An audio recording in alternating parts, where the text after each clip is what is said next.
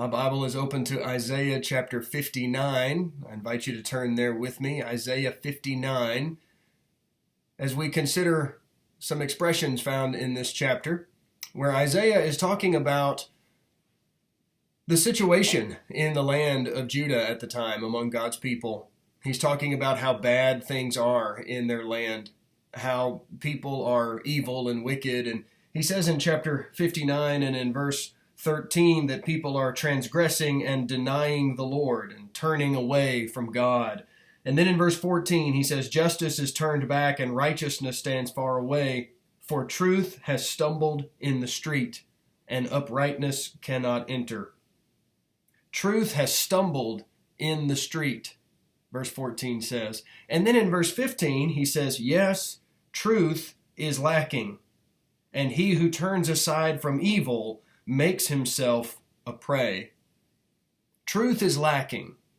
Truth has stumbled in the street. And those two expressions, I think, are as pertinent in our world today as they were when Isaiah wrote them so many centuries ago. Does it seem that truth is just non-existent anymore? Does it seem that no one cares what is right and wrong, what is good and what is bad, what is valuable and what is worthless? It seems like no one knows anything about what is true and good and right anymore. We have people today who are advocating things that a few decades ago would have not even have been considered. And it strikes me that truth is a non-existent idea in our world. But this is not a new thing, as this passage clearly teaches us. As God's people, we have to be people who are concerned about truth, who are concerned about what is right, who are concerned about being, saying, and doing truth and good and right. I found an article that was written 60 or 70 years ago by a man named Bill Cruz. And it's called, Give Me the Truth. And I'd like to read it to you. It's very short.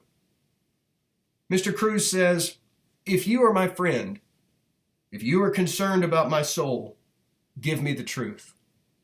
Do not flatter me. Do not praise my virtues while remaining silent about my vices. Do not fear the truth will offend me. Do not treasure our friendship, our friendly relations, above my salvation. Do not think that by ignoring my sins, you can help me.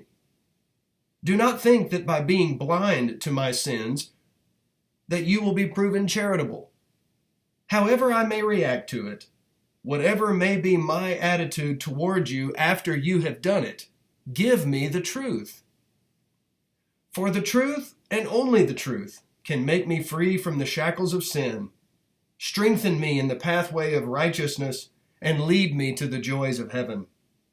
If I am wavering, weak, lukewarm, indifferent, neglectful, if I have been overtaken in a trespass, if I have been drawn into the pleasures of the world, if I have left my first love, if I have been led astray by error, or if I have done none of these things but simply need to grow in knowledge and then be edified, give me the truth.